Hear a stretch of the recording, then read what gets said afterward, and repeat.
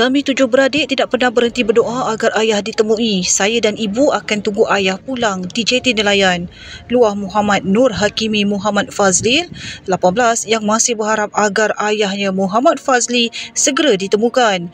Muhammad Fazli dilaporkan hilang bersama rakannya Muhammad Saiful Azli Ahmad selepas turun ke laut pada jam 6 petang Jumaat lalu. Difahamkan mereka ke laut untuk memeriksa bubur udang dan memancing kira-kira 800 meter dari jeti Sungai Tongkang Rengit, Batu Pahat. Dia keluar dengan kawan ni, lepas tu tak balik-balik. Biasa ayah keluar pukul berapa?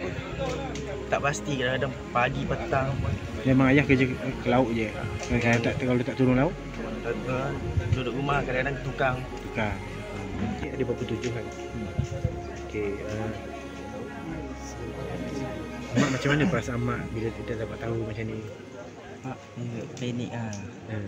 Dia tak expect gitu lah.